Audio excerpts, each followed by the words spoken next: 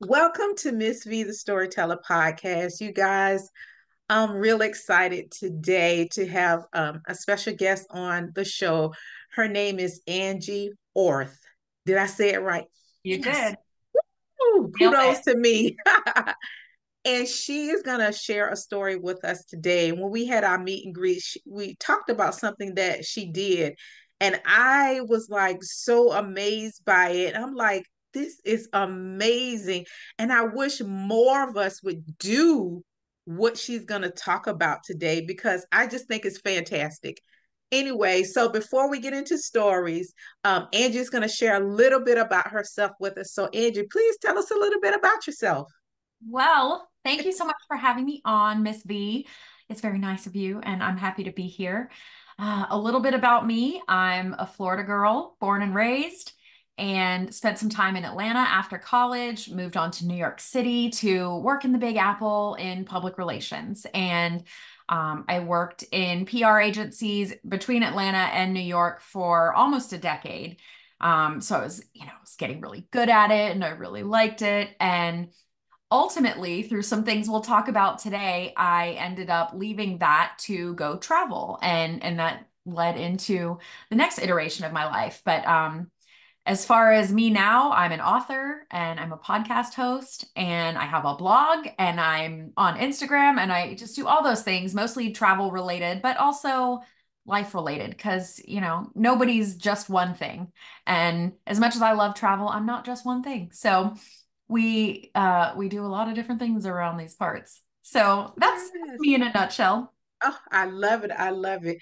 I listen, you guys, I have just to share this little snippet with you. Ever since I purchased my house, I've had robins and blue jays that visit me.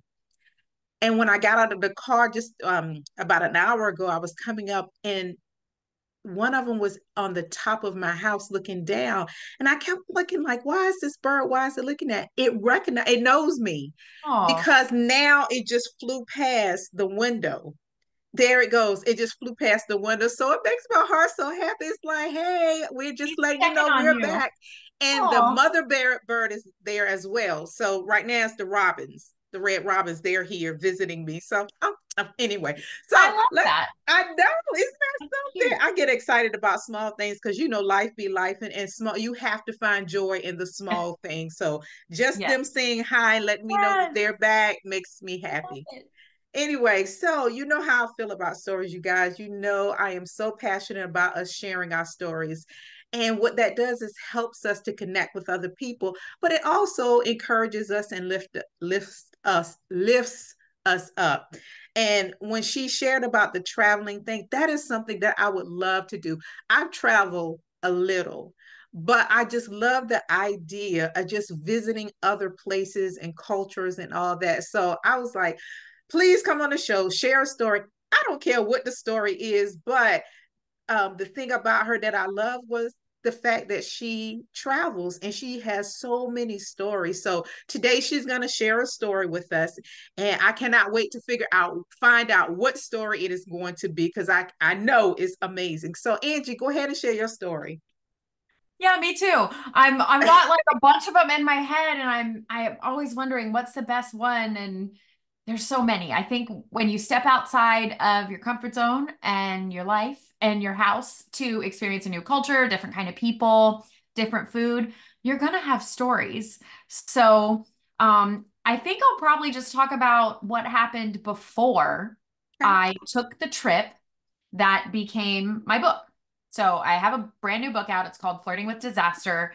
And I wrote it about this year that I left my job in New York and I said, I'm going to go travel for a year because work won't let me. Not like they physically won't let me, but like my job is not structured to be able to leave for any amount of time. There's always an emergency in public relations, whether it's so I worked in the travel practice at this big PR agency, and we never had a normal day. We never had a calm day.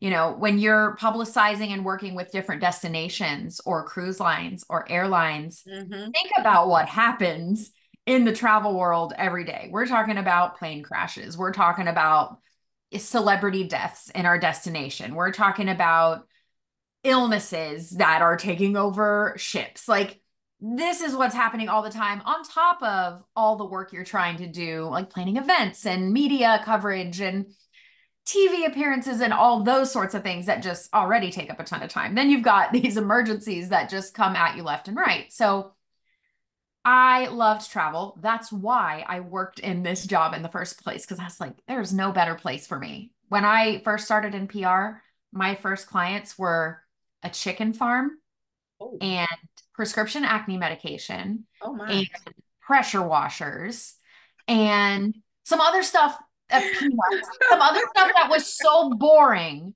that I was like, I hate PR. I don't like this job and I don't want to do it. But when I moved to New York, I found this amazing agency that had a dedicated travel department. So all we did was travel. And I was like, hallelujah, I have found my place. Like, that was such provision from God. Like, this is your spot, girl. Go be there, Yeah. learn everything you need to learn. And I did. And I really thought I would be there forever. But over those years that I was there, I started to find out a lot about myself, which was I loved the work. I love my job, but it did start to kind of take over my life, my Mm. priorities. I didn't really have I didn't have boundaries, and I didn't really have the ability to set boundaries just given the way it is. I think if this is this way in a lot of, I don't know, high pressure jobs, probably in big cities, if you're one of the younger ones on the totem pole, right?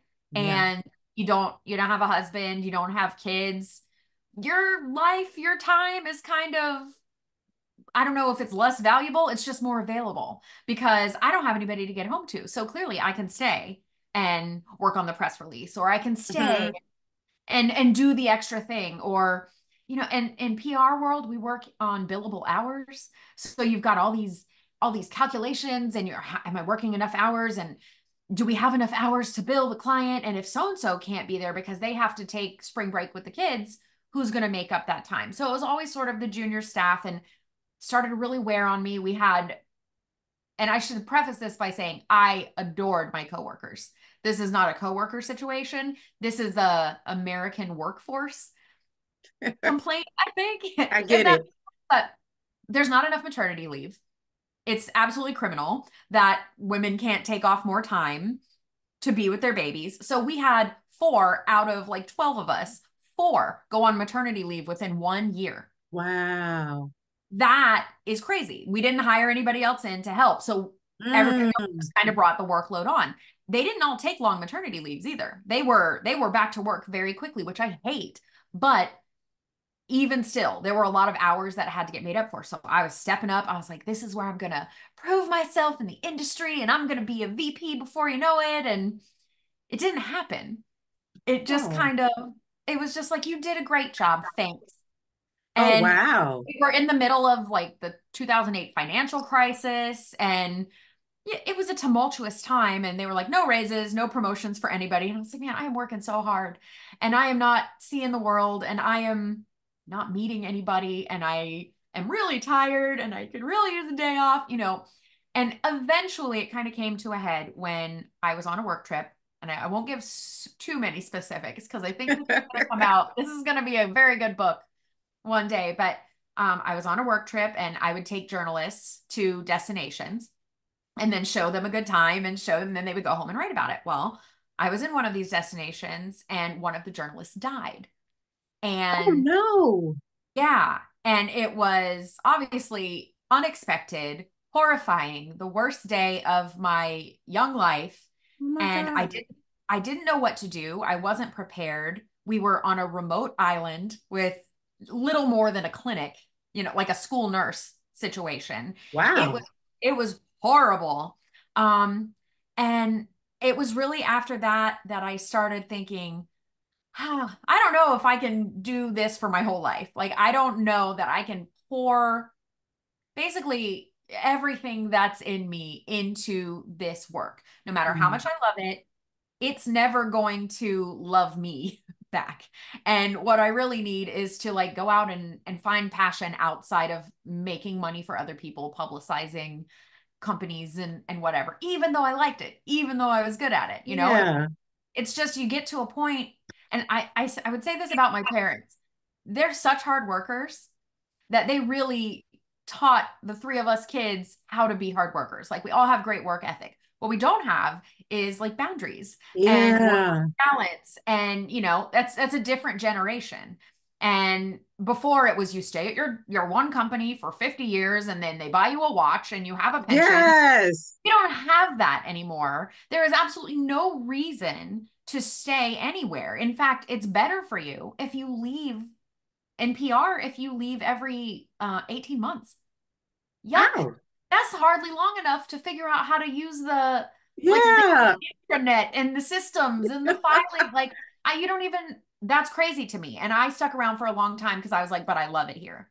And I had Yeah. had some jobs that were rough before. Like I said, clients that I was like, this is a snooze. I could barely get out of bed to talk about pressure washers. It's just not my passion. It's not my passion. So long story short, that fella dying while I was holding his hand in a small clinic on a tiny island was a catalyst for me to Yeah. say I might have to think about doing something else. Life is short and nobody's going to take as good like nobody's going to take my life seriously like me. And nobody else Right. cares if I have adventures. Nobody else cares if I have a good work trip.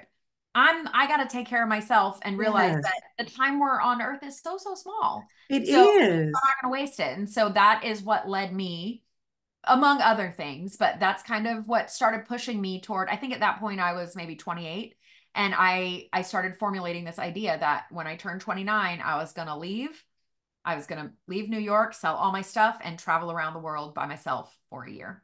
And that's what Wow. that's I love this story because it's so many people out there that probably feel the same way you did. They loved what they did, but can you stay there forever? And that makes me think back when I was a cosmetologist. I used to do hair and I loved it because it was something that I had always dreamed to do because my grandfather had a beauty shop and a barber shop and I was raised around it. So I'm like, I'm going to be a cosmetologist. And I was. And I loved doing hair, Mhm. loved it. And then one day I was doing hair and my arm went out on me. And I was in the midst of blow drying someone's hair. Thank God I wasn't cutting. I was just blow drying. And I went to the bathroom. I'm praying. I'm asking the Lord, oh, Lord, please get my arm back together so I can finish. And I continued to do hair, but it kept happening. And one day I had to do a self evaluation. I said, are you going to be able to be standing up, blow drying hair when you're 30, Yeah. 40, 50, 60? Yeah. We might need to do something different. Yes. So then I made a pivot and I stopped doing hair and I went into education because I had gone to school for education as well. And I love my kids. I love teaching. I had the little ones, kindergarten, first and second grade, and I love them. But I didn't like, and I hate to say this, but any teacher out there, sometimes the parents the parents and sometimes administration just made it so difficult to push past all the stuff Yeah. and to just be there for the kids. If it was like that, there would be so many teachers still teaching. If they Yes. could just go and do their passion and what they love, but it's so many things that come with it. And then you have to make a decision, just like you said. And I love what you said about you're the only person that can take care or make sure that everything is right. It's only you. Even if you're married or not married, it's still up to you to take care of yourself and put yourself first. And I love the fact that you said, okay, I'm not going to do this, but I'm going to travel because it's something that I love and I want to do. I wish more of us could be like you to just say, that's what I'm going to do.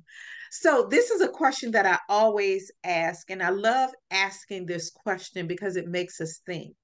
When you look back over that time, when you look back over the decision that you made, what was the major thing you learned from that?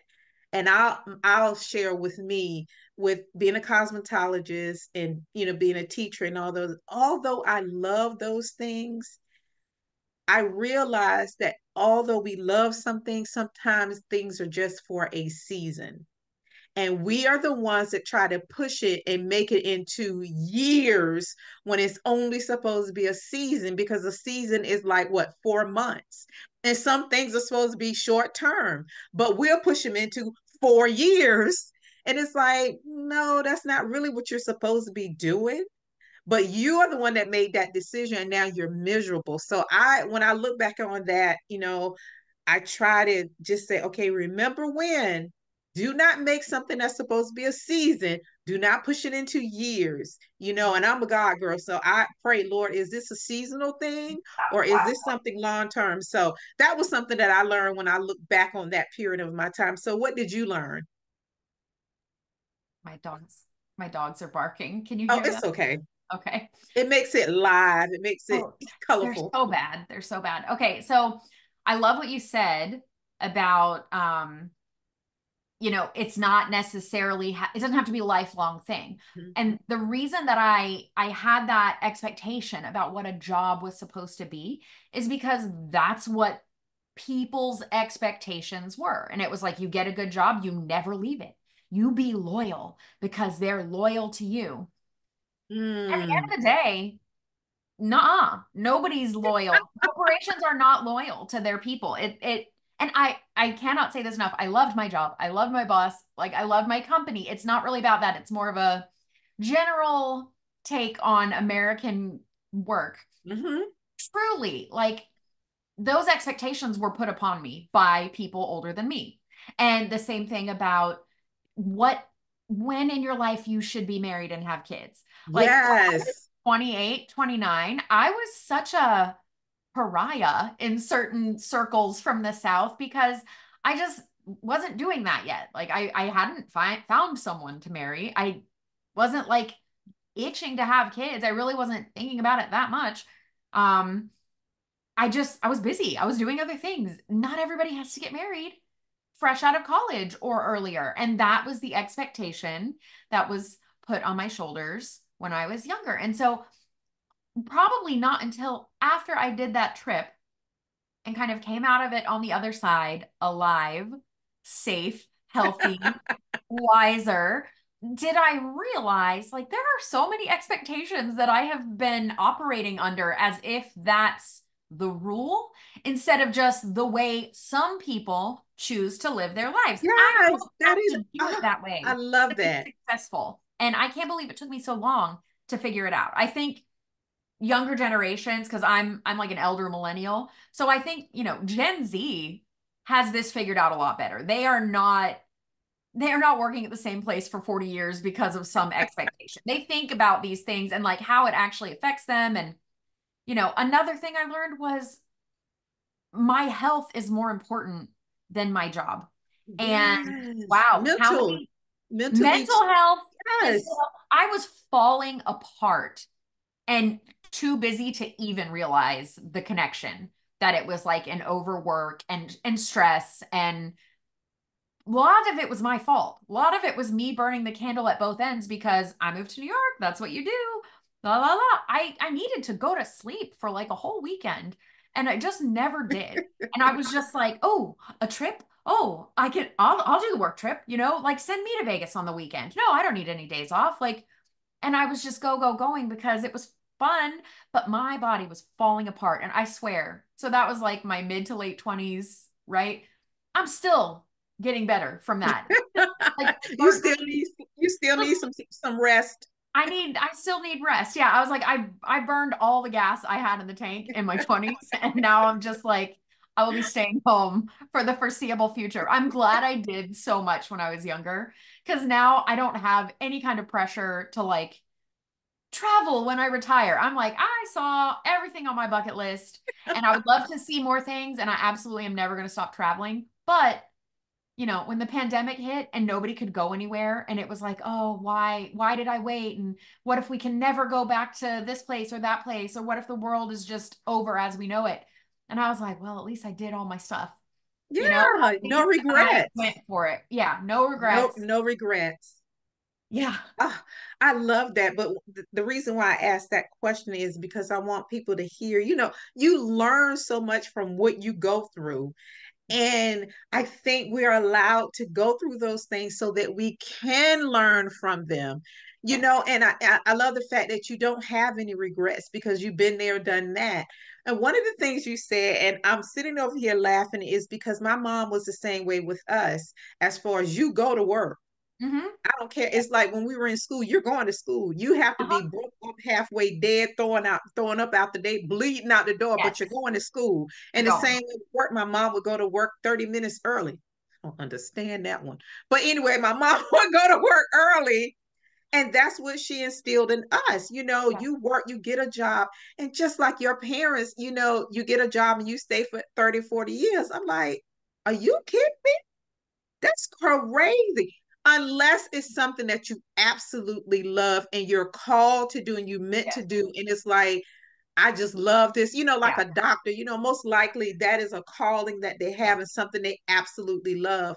But it's so much out there for us that if you're unhappy and you're not happy with it, you can do something else.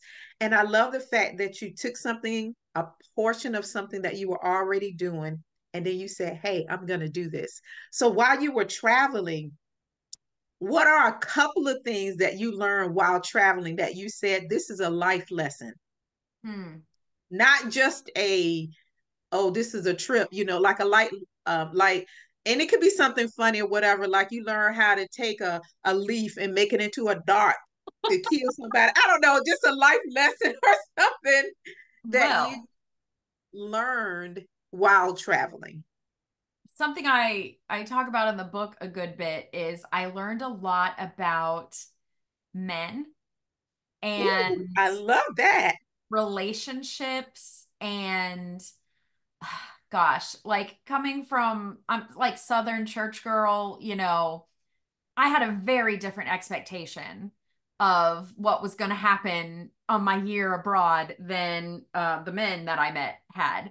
And Wow. they have all and they've got these beautiful accents, and you're like, oh, you're swooning because they just sound so fancy, and everybody sounds like a prince, some foreign dignitary. No, they're not. They're just like the junkie guys from home. They just have better No, they're accents.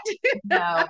No. And I go through that and I'm just learning along the way like how very little I knew about just like the general male population. And I really bought into this like you could find love and everybody just wants to like frolic and hold hands and have a romantic night in Greece and just romance. No. No, not so much of that.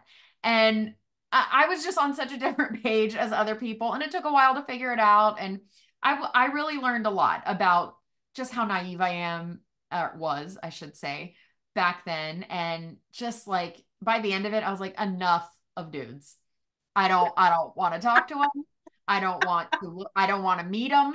You I'm just going to sound like travel me. and they can leave me alone for a while. And that's pretty much what happened until I met my husband. So, I think first of all, thank you for being so real. Because some people want to, pretty it up and make it up and make it. But thank you for being so real because that is something that I would probably think going into it. The same thing you're saying, like, oh, I'm going to meet this guy over there. Oh, they're gorgeous. And I bet you they're this and they're that. But I thank you for just telling us the truth because you've been in it and you've done it. So you already know. So tell me, what made you decide after the year to say, hey, I'm going to write a book? What made you, I mean, what was it? Was it like while you were there, were you journaling or were you even thinking about it? Or if it's something like for me, a lot of things came after I came out of something and then something birthed. yeah. I think I've been a writer since I was a kid. I've been journaling since I could write, probably. Mm-hmm. So I've always been introspective and storytelling. I think it was always on my radar. Like, I'd like to write a book someday. But there's this quote, and I forget who it's by. It's somebody famous like Mark Twain or it's Hemingway or somebody. And it's like, if you want to write something interesting, you have to do something interesting. Like, you have to Mm-hmm. have a life that's worth writing about. And I was like, well, that's not going to happen back home in my small town. Like, that's just not going to happen. Yeah. And if I'm going to tell stories, I have to go find some stories to tell. So when I first moved to New York, I started a blog the first day I got there. And it was literally, it was way before blogs were anything. You know, it was online journal. It's like, Dear Diary, here's what I did today. And that's all it was, nothing special. But I started it to keep my family from freaking out because I moved Okay. to New York. And so it was just to keep them updated. And that did well. And it just kind of took off. It was great timing. And so before I left on my trip, I started a travel blog. And that's the same one that I have to this day. And so I wrote all about what I was doing. I probably posted 4 or 5 times a week and big posts. And, you know, I'm in Africa and I'm doing this and Yeah. whatever. Kept people updated. So people followed me all around the world and I grew followers, and Instagram came out the year that I was traveling. So I just hopped on Instagram, and, you know, all these years later, it has turned into a career. That was never the plan, but same thing for the book. I was like, if anything interesting happens this year, maybe I can write a book about it someday, if anything happens. It was only interesting, insane things that nobody would ever believe. And everybody who's commenting on it, they're like, girl, that trip was a trip. And it was, you know, like my plane spinning out into the savannah in Africa and thinking we were going to crash. A couple of near Ooh. miss head on collisions, shark cage diving, tsunami warnings, earthquakes, hurricanes, like the men, So just you all. had like major things that happened. Ooh, this is good. I Also, love this. it was the year that I wrote about was 2011. And when you think about what happened in 2011, it's crazy. It's the Arab Yeah. Spring. It's the protests in Egypt. It's riots in Britain. It's the Japanese tsunami. It's earthquakes in Christchurch. It's so many things. Grenade attacks in Kenya, kidnappings, fires. Just it was a year, um, an insane year to travel. And of course, I didn't know what was going to happen. I'm like, Mom, it's going to be fine. The world is safe. And I mean, I was fine, but I almost wasn't many times. I really got by the skin of my teeth. So when I got home and was like, all right, a lot of crazy stuff happened. I've been documenting a lot of it along the way. More like helpful stuff for other people who might be traveling. I was not documenting on my blog, I met this guy and he broke my heart. None of that. Or, you know, I got groped in a bathroom by a bathroom attendant in Egypt, Mm, and knocked to the ground in Spain, like robbed in Athens. Some of those things I left out because they were a lot more vulnerable. And I right. just wanted, again, expectation. This is supposed to be fun and happy. And if you're a travel writer, you're just happy. So left a lot of that out till I started writing the book, I don't know, 3 or 4 years ago. And then I was like, I'm gonna put the real stuff in there Yeah, I was gonna for say the just real be women. real to help us out because Yes. I want to just if you could just think of two like really good things to share with us. Let's say I decide that I want to be Angie and I want to go traveling abroad. What would be maybe two or three things that pieces of advice that you would give me to anybody who's thinking about traveling? Because we're going to talk about the book so you can share a little bit where we can get the book and all that. So that if we want to get the book and find the real story, we can. But for those who are just listening, what are maybe three quick little things you can share with us that we would need to know and we could take to heart and implement or just say, okay, Andrew said, Well, I would say there's so many more safety precautions that you can take now. okay, I think you're probably a lot safer traveling now than you were then. For one okay, reason, because we have phones that can be connected anywhere, anytime. I was chasing free Wi-Fi because this was before you could, you know, have okay, whatever. So I didn't always have a map. I didn't always have access to a person. And it wasn't always as safe as it could have been. okay. Like we have Uber now, and there's safety stuff in that. So there's just a lot of ways to let people know where you are and whatever. I would say don't even think about leaving home without travel insurance. Like just don't do it I never because thought about that. Oh, that's good. Okay. absolutely not. Because look, you can get in a bike accident and smash your camera on the ground like I did, and they will just replace your camera. And you don't have to say, wow, there goes my $1,000 camera I just bought for this trip that I have destroyed. And they'll just replace it for you because you paid for the travel insurance. It's honestly not that expensive, and you should factor it in to any trip budget. You can actually buy it on an annual basis as well. So you don't have to buy it for each individual trip. So say you take 4 vacations a year, you just buy a package for the whole year and it's got you covered. I That's also love that. it's like Never thought of healthcare. it. Love it. Yeah. Well, look, you slip and fall at a resort in Mexico. What do? What are you going to do? At least if you have travel insurance, you can call them up and they will say, all right, here's the closest hospital. Here's what you do, blah, blah, blah. And then on top of that, I would say get MedJet. It's a medical transport membership. So say you're hospitalized. So I got really sick in Thailand and I probably should have been hospitalized, except I was on an island in the middle of, I don't even know where. And there were no doctors and there were no hospitals. And I would have had to take a ferry or get like medevaced out of there. And I was like, I can't afford that. I can't afford $100,000 to get rescued from here. So I was like, I will just be sick and hope I don't die. I know. Fortunately, I didn't die, but I think it was just like a really bad parasite. Um, but if you're hospitalized abroad, MedJet gets you back to your home hospital. So travel insurance will cover your expenses at the hospital you end up at. So say you're in, wherever Thailand, they're fixing your leg, but you're like, if I'm going to get pins put in my leg, I want to do it at, by me, it's Mayo Clinic. I want to go home and get the pins put in my leg or whatever. MedJet actually flies you back and gets Okay. you exactly where you need to go. And that is, you can do that a year membership. It's like $400. And Wow. that's not just abroad, that's 150 miles from your house and they will get you back to your home hospital. So that's Oh, huge. I would just I not, love this. right? I would never leave anymore without having those things. And having seen someone die on a remote island with no medical care, like I just wonder if things would have been different, if we would have had the resources that we have now. I wonder if we could have gotten him out of there faster. I mean, there are a lot of circumstances, but it just makes me wonder. It really does. Yeah, but thank you for sharing that because I wouldn't have thought about that. Of course, you think about insurance just in case you lose your bag or whatever, Oh but yeah. those other ones, I love it. So tell us the name of the book, where we can find it, because I'm sure now that we've heard the real deal, where can we get it? How can we connect with you? If we have questions, if we want to, subscribe to your blog and support you, please share. Well, that would be amazing. So my blog and all my socials are Angie Away, like Angie Away, AWAY, like we're going away.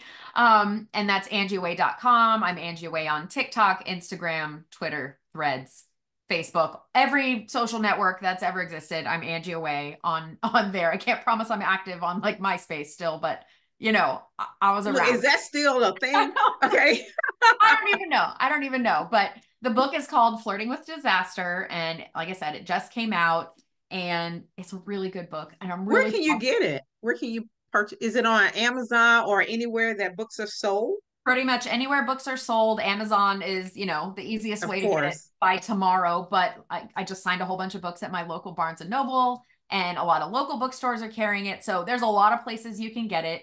I can do signed copies. If you just reach out to me, I will, sign one and send it to you. I just got back from the post office doing that. So I'm just so excited to be a first time author, and that the trials and tribulations that I went through are now just like helping other people and making people laugh. And I've heard from so many people that are like, this is relatable. I thought I was Yeah, alone, that's and what this I was is gonna relatable. say. That's what I was gonna say. So please, if you are thinking about traveling, not if even if it's not now, sometime in the future, please get her book because she's sharing the real deal, not the fairy tale fantasy, but the real deal, not to scare you, but to inform you of things that can just happen. Yes. So thank you, Angie, for being here. And we want to support you. So I will make sure everything is in the notes so that you can connect with her if you have questions, if you want to do her blog, if you want to buy the book,